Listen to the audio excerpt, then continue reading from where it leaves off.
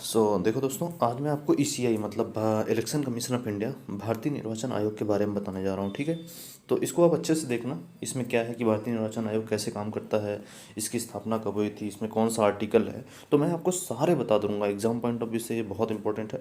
तो इसमें देखना क्या है कि भारतीय निर्वाचन आयोग अपने गठन नियुक्ति को लेकर एक बार पुनः चर्चा में है। ठीक है, एक बार फिर से वो चर्चा में है। तो ये क्या है, देखिए इसके बारे में।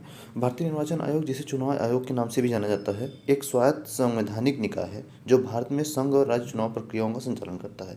चुनाव आयोग की स्थापना आपके 25 जनवरी 1950 को राष्ट्रीय मतदाता दिवस के रूप में, जिसे मनाया जाता है, को संविधान के अनुसार की गई थी। इस आयोग का सचिवालय नई दिल्ली में है। यह देश में लोकसभा, राज्यसभा, राज्य विधानसभा और राष्ट्रपति और उपराष्ट्रपति के चुनाव का संचालन करता है। इसमें इसका राज्यों में पंचायतों और नगर पालिकाओं के चुनाव से कोई लेना देना नहीं है। ठीक है, तो देखो दोस्तों, इसमें क्या है बेसिकली कि जो निर्वाचन आयोग नहीं है, जो मतलब जो ये आपके राज्यों में इसका जो बेसिकली इसकी प्रावधान क्या है। जैसे इसकी स्थापना आपके 25 जनवरी 1950 को हुई थी, जो कि 25 जनवरी आपका राष्ट्रीय मतदाता दिवस के रूप में मनाया जाता है।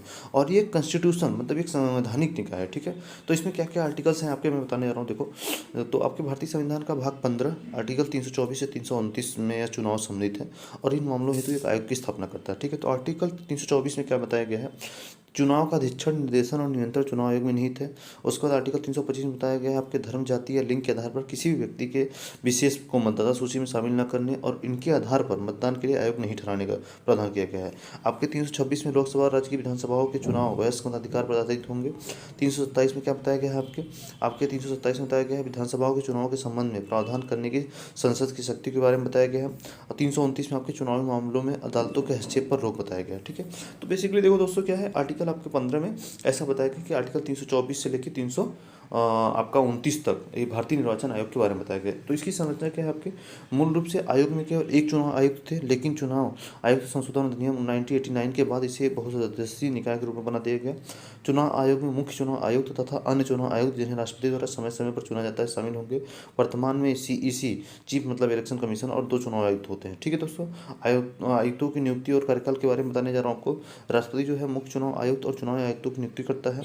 उनका 6 साल का एक निश्चित कार्यकाल होता है। मतलब देखो, जो चुनाव आयुक्त होते हैं और मुख्य चुनाव आयुक्त होता है, इनका कार्यकाल जो है आपके 6 वर्ष या 65 वर्ष की आयु तक, जो भी पहले हो वो होता है। ठीक है, इन्हें भारत के सर्वोच्च न्यायालय के न्यायाधीशों के समकक्ष मतलब दर्जा प्राप्त होता है और समान वेतन में भत्ते मिलते हैं। जैसे भारत के जो न्यायाधीश नहीं है, उनके समकक्ष इनको जो है दर्जा प्राप्त है और इनका वेतन भी उन्हीं के समान होता है। और इनकी जो कार्यकाल है, कार्यकाल आपका 6 वर्ष या इनकी आयु 65 वर्ष तक होती है, तब तक होता है।